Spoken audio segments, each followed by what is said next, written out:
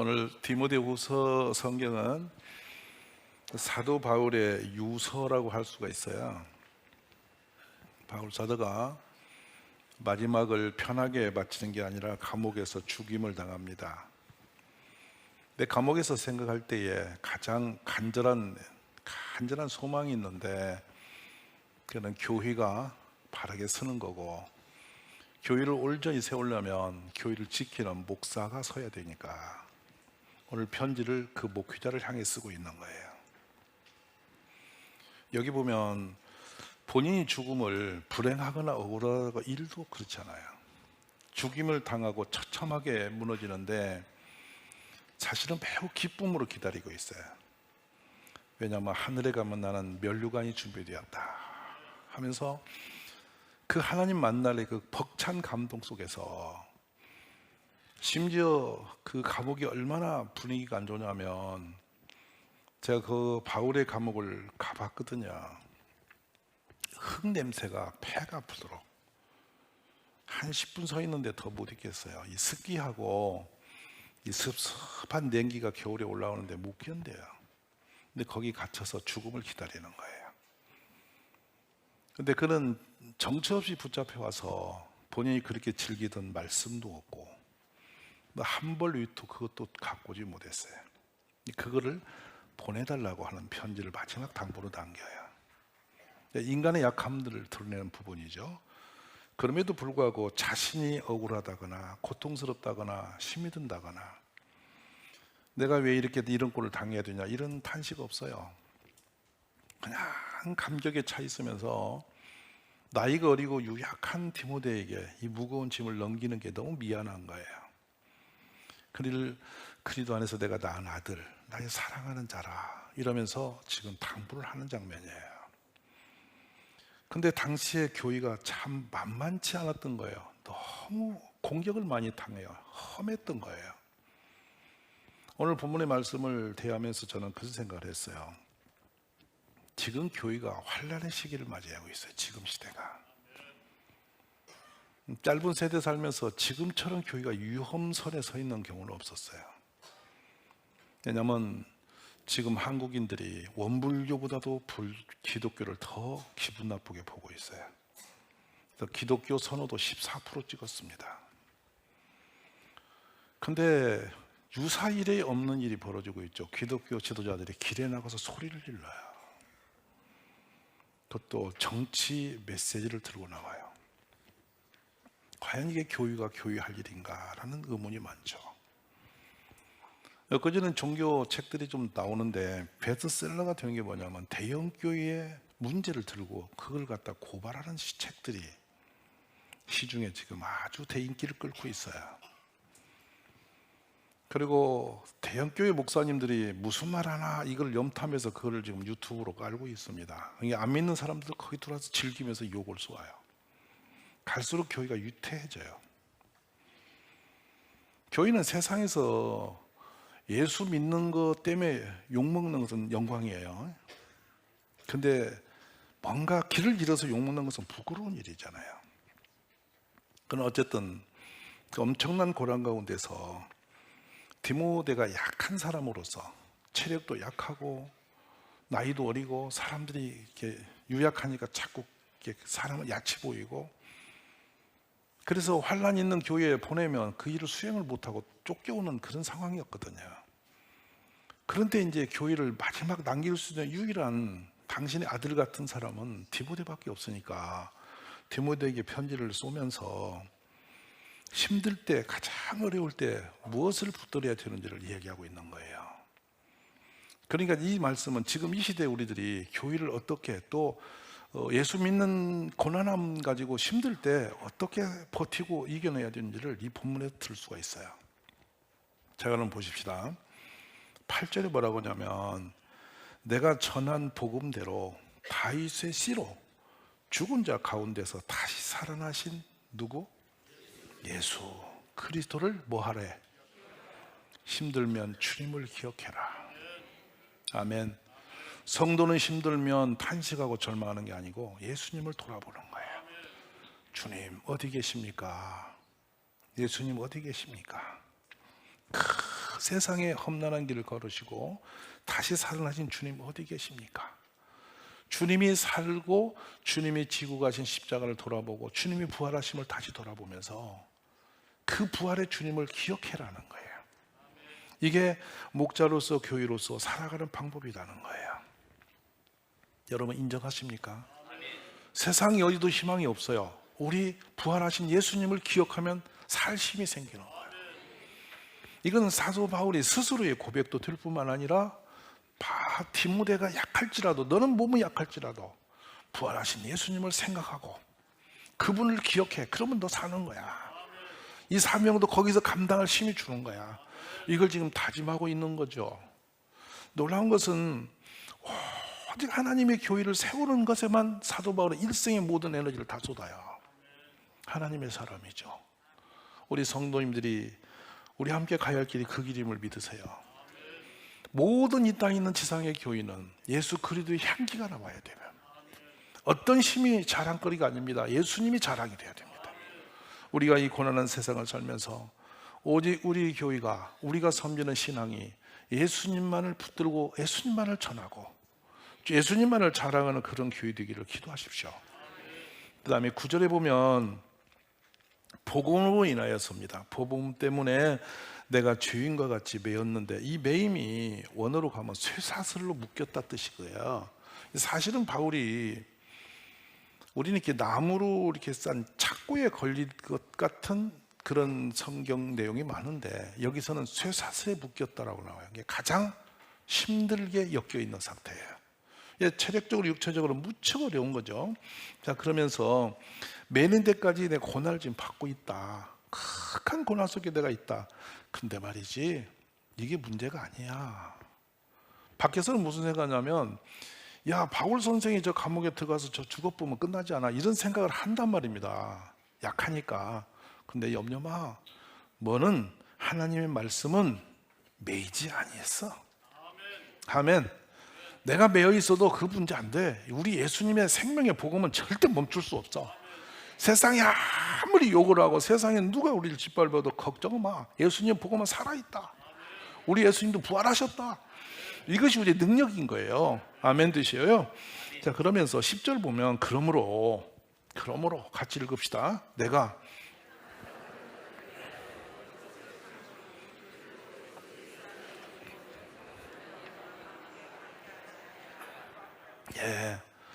내가 여기서 어떤 시련이 와도 참을 힘이 있는 것이 한 가지 있어. 그건 뭐냐면 내가 죽고 사는 문제가 아니고 나 때문에 전도되는 거 있어. 복음이 전파되는 거 있어. 사람들이 살아나는 게 있어. 자신이 희생의 십자가의 제물로 사라진다 할지라도 그걸 통해 또 다른 사람이 구원받는 거야. 이 바울의 희망이 여기 걸리니까 자신의 죽음이 부끄럽지 않은 거예요. 억울하지 않는 거예요. 우리 삶이 이렇게 되기를 기도하십시오. 모든 이 땅에 복음을 전한 선교자들은 그 길을 걸어서 복음을 전하고 전해서 그 복음이 오늘 우리를 구원케 하신 거예요. 우리 그 믿음을 갖고 있기를 바랍니다. 자, 그럼 11절로 가죠. 이 고백이 얼마나 좋은지. 자, 미쁘다. 이 말이여, 우리가 주와 함께 죽었으면 또 함께 살 것이다. 우리는 망하지 않는다. 죽음이 우리를 덮지 못해. 우리 다시 주님과 함께 사는 거야. 자, 그러면서요 12절 가봅시다. 그럼 참으면 우리가 주를 부인하면 주님도 우리를 부인할 것이라. 그러니까 아무리 힘이 들어도 누구를 붙들어야 돼? 주님을 자랑하고 주님을 붙들고 주님에게 매달리고 그렇게 사는 거야. 절대 주님 부인하지 마. 왜 당시에 그런 사람이 많았어요. 힘들면 위험하면 나 예수 안 믿는다고 도망간단 말이에요. 배교한단 말이죠. 근데 이것만은 포기할 수 없다. 어떤 어려움이 와도 예수님 부인하지 마. 그럼 예수님도 우리를 부인한다? 이거는 우리 예수님이 직접 하셨던 말씀을 그대로 가져왔죠. 13절로 가봅니다. 우리는 미쁨이 없을지라도 주님은 항상 미쁘시니 자기를 부인하실 수 없으시리라. 이게 미쁘시다는 가장 좋으신 분이란 뜻이에요. 우리 주님은 항상 좋으신 분이야. 아무리 예수님 때문에 고난을 당하고 힘들어도 주님은 좋으신 분이다. 변함이 없다. 그 좋으신 주님은 변함이 없어. 그러니까 우리가 고난당하면 변함없는 주님이 나를 알고 계신다는 뜻이잖아요. 맞습니까? 오늘날 우리의 이 나라의 모든 문제 주님은 아세요. 그리고 우리가 예수님 때문에 어떤 길을 가든지 우리의 마음에 있는 중심도 아세요. 혹시라도 여러분, 야, 세상이 이 모양새인데 무슨 교회 하면서 하나님의 교회를 우습게 보는 수가 있으세요? 절대 그러지 마세요. 그건 예수님을 조롱하는 것이 되는 거예요. 자, 그러면 이 고난의 의미를 첫 번째 짚어볼 필요가 있어요. 아마 우리 삶 가운데 지금 현재에 여러분들이 다양한 어려움 속에 있을 거예요. 이런 시험 저런 문제를 가지고 힘들고 때로는 포기하고 싶은 생각이 많을 거예요. 저 역시도 길이 없이 답답한 때에 참 은혜 받았고 억울하고 나중에 판을 바꾸려고 몸부림했던 한 말씀이 있거든요. 그 말씀이 뭐냐면 베드로전서 2장 20절이에요. 한번 자세히 읽어봅시다. 죄가 있어서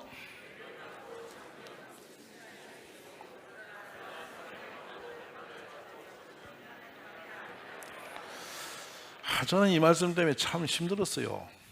모든 고난이 다 영광이라면 좋겠는데 네가 잘못해서 맞는 매는 잘 맞는 매라는 거야.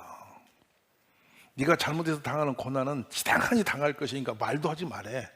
옆에 분 인사하세요. 힘드세요? 왜 힘드신데요? 그건 알고 있으라는 거예요. 그러니까 힘든데 하나님 고난이 6이라는데 내 고난은 무엇 때문에 온 고난이냐 봤더니 제가 잘못해서 온 고난인 거야. 애들 말로 쪽팔리는 고난이야. 입도 못 들어. 그건 왜냐하면 그건 지가 잘못해서 어그러진 고난이니까. 근데 진짜 좋은 고난이 있는 거야. 옆에 보니까 뭐냐면 선을 행하는 게 뭔지 아세요? 좋은 일. 가장 좋은 일이 뭐예요? 예수님 자랑하다 만든 고난이에요. 교회 섬기다가 성도 섬기다가 누구 구원시키려고 전도하다가 당하는 고난이 있다고요. 이 고난은 엄청 자랑스러운 거예요. 아멘. 그러니까 그 세상 따라서요, 뻘짓하다가 당하지 말고 복음 전하다가 고난 치자. 아멘. 그거는 영광이라 이 말이야. 우리가 세상에서 쓸데없이 돌아다니면서 욕먹지 말고 예수 전하다가 욕먹으면 자랑이 된다 이 말이에요. 그러니까 지금 교회가 뭘 위쳐야 돼요? 세상에서 욕을 먹으면 뭐 때문에 욕먹는 게 옳은 거예요? 예수 전하다가 맞는 거예요. 여러분이 부활절에 달걀 두고 이웃집 찾아가서 아저씨 예수 믿으다 욕먹으면 영광이라니까. 할렐루야. 그냥 근데 괜히 딴짓하다 욕먹으면 그건 부끄러운 거라고. 알아들으시면 아멘이야. 그러니까 이것이 얼마나 귀한지 몰라. 오늘 그래서 우리 인사를 한번 하고 갑시다. 욕을 먹으려면 제대로 먹으라고. 아멘이세요? 분별하고 당하시는 거야. 그래서 보세요. 초대교회에 얼마나 힘이 들었냐면 위협을 당해요. 교회가 뿌리째 흔들려. 바울이 그대로 그 사연을 소개합니다. 디모데후서 2장에 16절 18절 보시면 가서 읽어볼까요?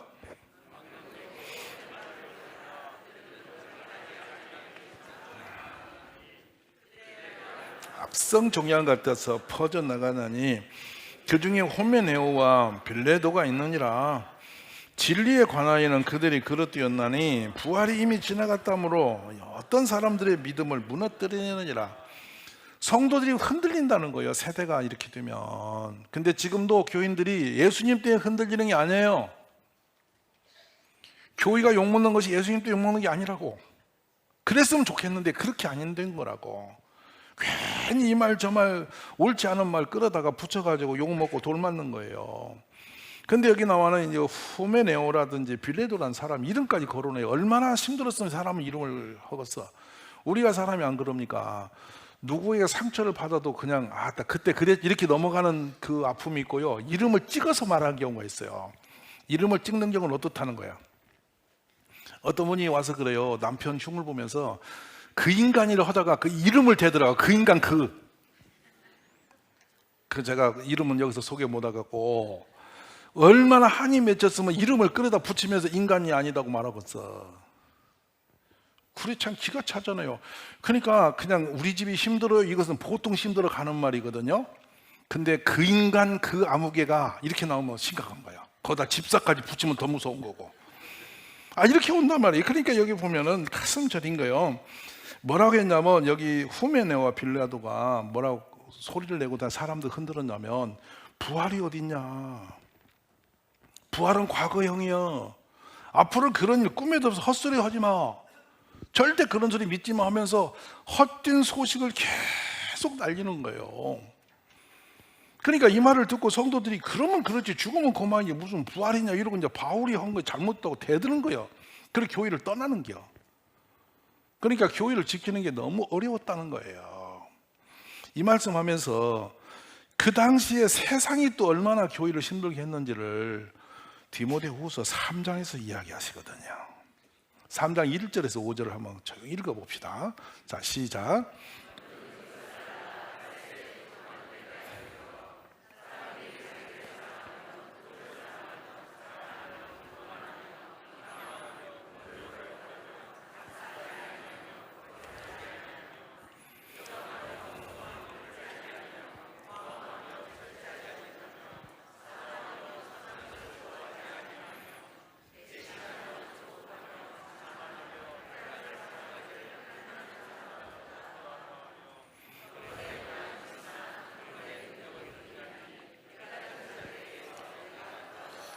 이거는 사도 바울이 주상적으로 끌어온 게 아니고 그때 로마 시대에 있었던 현상을 그대로 드러놓고 이게 종말의 때인데 이런 때가 다시 오면 그때는 끝난다 세상.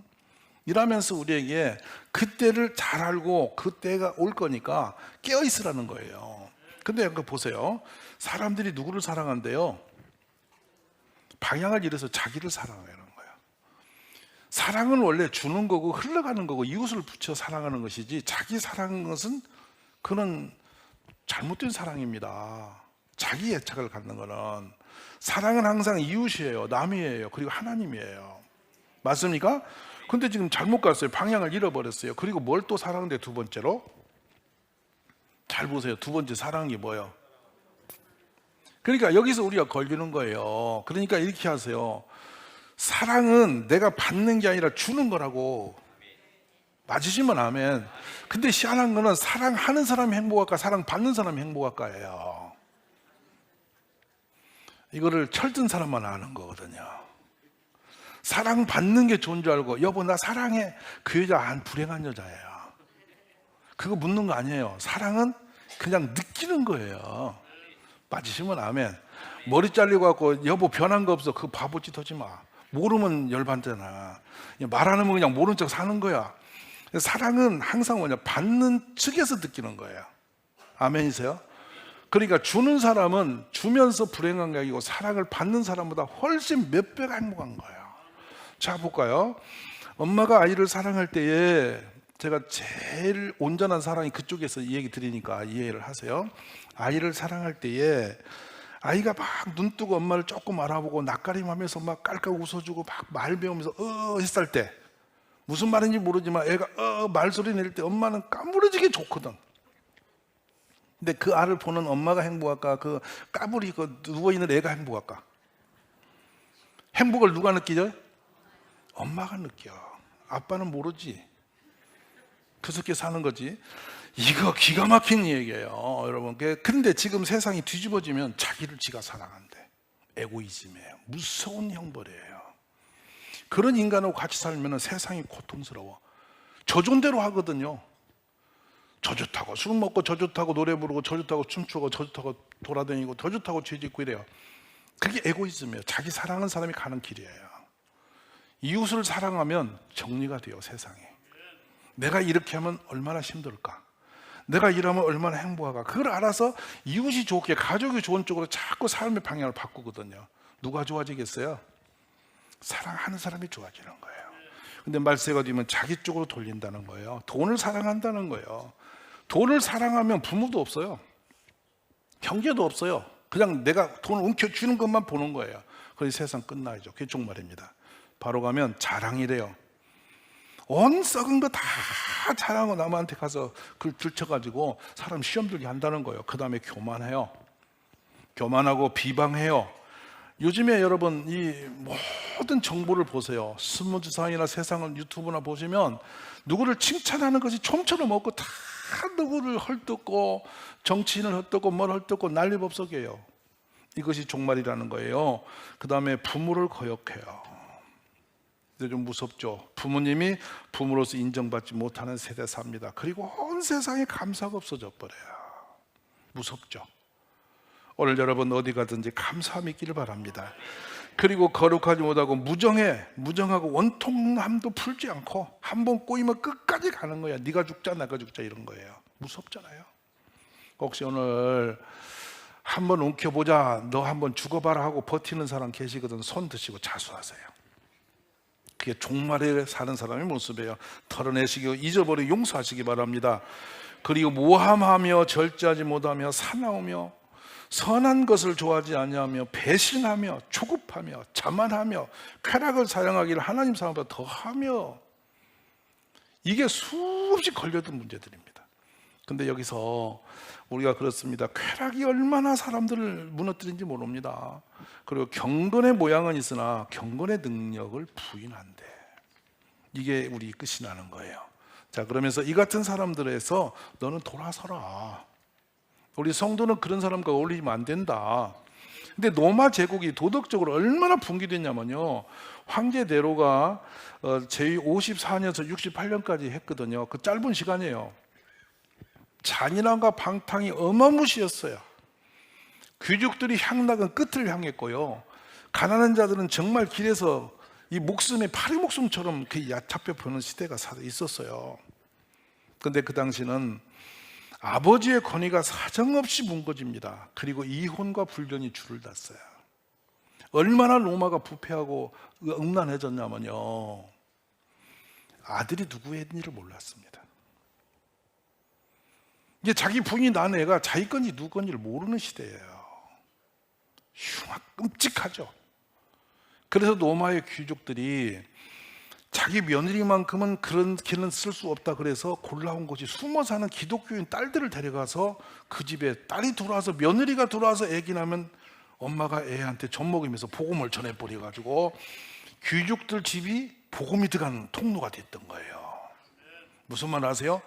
사고친 남자는 자기 며느리는 그렇게 안 되기를 원하는 거예요. 인간이 야비하죠? 그렇죠 여러분?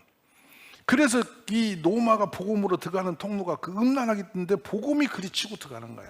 하나님의 은혜예요. 할렐루야. 이게 세상과 반대로 사는 기독교인들이 승리하는 거예요. 그 얼마나 감동인지 몰라요. 그래서 그 당시는 엉망진창이에요. 그래서 불신하고 배신하고. 그때 무서운 일이 벌어지죠. 로마의 시내에 불이 났어요. 근데 이 불이 나자 가짜 뉴스를 띄워요. 유대인들이 불질렀다.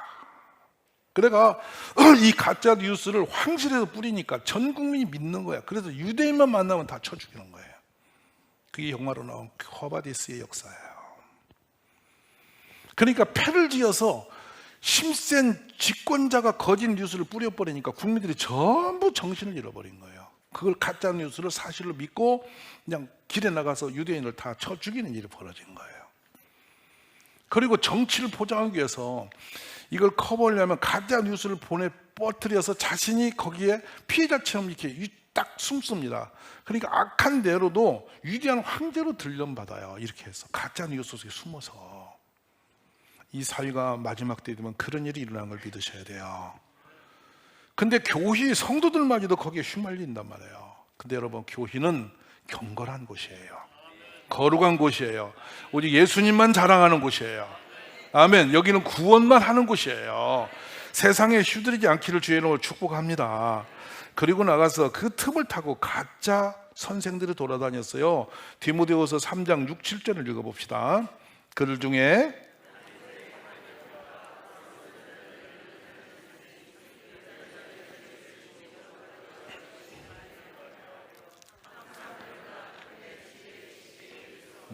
그렇습니다. 이런 틈새에 따라서 주술적으로 미신적으로 신령하다, 은사 있다, 뭐 병 고친다, 이렇게 야릇한 말 가지고 집에 숨어도, 그때 여성들은 그렇게 사회생활이 안 되거든요. 근데 여성들이 자기 집으로 그런 무당 같은 사람 불러서 거기서 기도를 받고 거기서 은혜를 입는다는 거예요. 가짜한테. 정상적 교회가 존재할 수 없는 이런 일들이 교회 안에 질비하게 일어나고 있었다는 거예요. 그리고 끝에 가면 여러분, 디모데후서 4장 3절로 4절 봅니다. 내가 이르노니 사람이 바른 교훈을 받지 아니하면 귀가 가려워서 자기의 사역을 따를 스승을 많이 두고 또 그 귀를 진리에 돌이켜 허탄한 이야기로 따르리라. 진리를 거절하는 거예요. 그리고 비진리의 마음을 뺏겨서 거기에 줄을 서서 소리를 낸다는 거예요. 우리 사랑하는 가족 여러분, 우리는 예수님 믿는 가족입니다. 예수님을 위하여 살아가는 지혜가 있기를 간절히 원합니다. 초대교회를 보면 예수 믿는 것은 죽음이었어요. 이 죽음을 불사하고 믿었던 그 믿음의 역사가 오늘 우리에게 온 거예요. 이게 기독교의 DNA예요. 십자가가 없는 그냥 교회 와서 잘 먹고 잘 살자, 여기서 뭐 복 받자, 은혜다, 막 할렐루야, 이것이 아니라고요. 기독교는 십자가가 있다고요. 십자가 없는 영광은 없는 거예요. 근데 자꾸 교회가 잘 된다, 잘 된다만 하는 거예요. 여러분, 뭐가 잘 되는 거인데 기독교 안에서. 우리가 이 부분을 깊이 새겨야 할 것은 히브리서 11장을 한번 가보죠. 또 어떤 사람들은 조롱과 채찍일 뿐 아니라 결박과 옥에 갇히는 시련도 받았고, 돌로 치는 것과 톱으로 켜는 것과 시험과 칼로 죽임을 당하고, 양과 염소의 가죽을 입고 유리하여 궁핍과 환난과 학대를 받았으니 이런 사람은 세상이 감당하지 못하느니라. 광야와 산과 동굴과 토굴에 유리하였느니라. 이 사람들은 다 믿음으로 말미암아 증거를 받았으니 약속된 것을 받지 못하였으니 이는 하나님이 우리를 위하여 더 좋은 것을 예비하였은즉 우리가 아니면 그들로 온전함을 이루지 못하게 하려 하심이라. 바울은 그렇습니다. 유대인들에게 당한 고난을 이렇게 소개하고 있어요. 그들이 그리도 일꾼이냐 정신없는 말을 하거니와 나는 더욱 그러하다. 내가 수고를 넘치도록 하고 옥에 갇히기도 더 많이 하고 때도 매도 수없이 맞고 여러 번 죽을 뻔했다. 유대인들에게 40에 하나 감한 매를 5번 맞고 3번 태장으로 맞고 1번 돌로 맞고 3번 파선하고 일주야를 깊은 바다에 살았다. 끝없이 수고하고 애쓰고 여러 번 자지 못하고 줄이며 목마르고 여러 번 굶지 못하고 춥고 헐벗었다. 그러나 내가 날마다 내 속에 눌리는 일이 있는데 모든 교회를 위하여 염려하는 것이다. 제가 이 교회를, 여러분이 와 계신 이 교회가 어떻게 되는지 모르실 거예요. 원래 교회는요, 도시에서 신도시 가서 좋은 건물 짓고 잔치 열으면 돼요. 유명한 분들 모셔오면요, 그거 은혜 받겠다고 와서 그 교회 등록해요. 그래서 신도시가 금방 1년에 막 1000명도 오고 2000명도 오는 교회가 생긴 거예요. 이게 한국 교회 성장 원리예요. 저희 동일교회 부흥집이 잘 안 쳐. 잘 없죠. 그런 잔치 안 열죠. 왜 그랬지 아세요? 우리도 거기에 줄 서서 부닥거리 해서 사람 많이 모아서 큰 교회 만들 수 있거든요. 저도 그런 거 잘 아는 사람의 전략적으로. 그런데 그것은 복음이 아니에요. 여러분, 한 분 한 분 문 두드리고 100번, 200번 찾아가서 어떤 사람 8년 만에 온 분도 계세요. 제 눈앞에 있는 교회 지금 8년 만에 오신 분도 여기 앉아 계세요. 8년간 집에 가서 문을 두드리고 딴 동네 이사 갔어요. 또 어느 날 전도하다 보니 거기 또 만나는 거예요. 나중에 그분이 못 살겠대. 너무 힘들어. 왜 이렇게 따라다니니? 그 못 살겠다면 차라리 나오는 게 사는 길 아니냐고. 이래서 데리고 나오는데 보세요. 주일을 합니까? 예배를 합니까? 수요일을 합니까? 새벽을 합니까? 금요일을 합니까? 헌금을 합니까? 봉사를 합니까? 아무것도 몰라요. 근데 제가 기가 막힌 일은 지금 암수술에 오늘 못 나오신 집사님이 아주 과학적인 분이세요. 용광로의 쇠놓기는 전문가신데 그분은 그 평생 계산적으로 산 분 아니 이렇게 쇠를 녹이는 과학적인 분.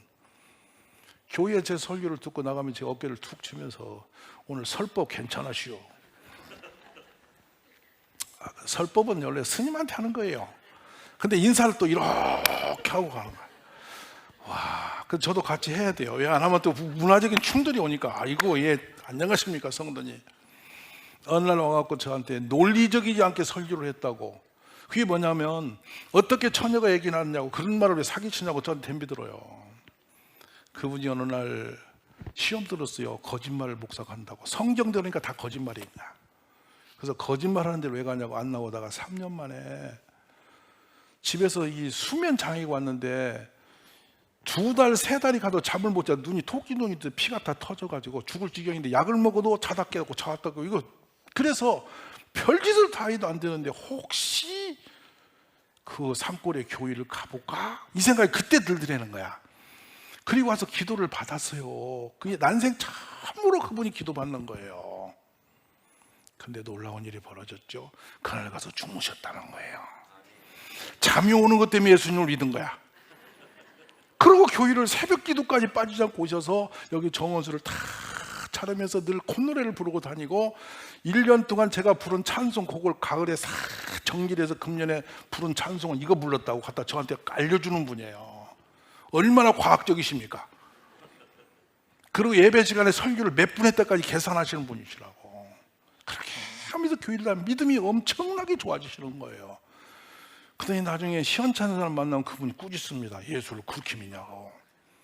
여러분, 성도 한 분이 예수 믿고 교회 다니다가 세례받고 그분이 어느 날 수요예배를 알아서 찾아오고 금요일 오고 어느 날 또 새벽에 나타나고 그러다가 헌금을 보면 써 있습니다. 제가 부끄럽게 11주 시작합니다. 목사님 기도해 주세요. 하나님 감사해요. 그 11주 봉투는 눈물이 그렇게 나요. 제가 하나님이 인정하는 삶이구나. 시작이니까 헌금이 아니라 그게 그렇게 감동이 되는 거예요. 그 봉투가. 어느 날 거기다 씁니다. 우리 남편 모르게 하는 게 부끄러워요. 우리 남편이 같이 11조 손에 넣는 사람이 되었으면 좋겠어요. 그래 어느 날 남편이 교회에 옵니다. 그래서 남편이 헌금 봉투 넣는 것을 제 앞에 또 보여줘요. 얼마나 감동인지 몰라요. 성도님 한 분 한 분이 이렇게 교회로 들어오실 때 우리 하늘에서는 천국의 잔치가 열려요. 이게 교회예요. 얼마나 소중하세요, 여러분 한 분이. 이 소중한 영혼의 가치를 아는 것이 교회란 말이에요. 그 예수님 오죽하면 당신을 어떻게 하는 게 아니라 서로 사랑하라. 귀하다. 하신 거예요. 오늘 여러분 시대가 아무리 험할지라도 우리는 변함없는 예수님만 바라봐야 돼요. 예수님만 기억하세요. 그래야만 어떤 시련도 고난도 다 지나가는 거예요. 주님 만날 날이 가장 복된 날임을 믿습니다.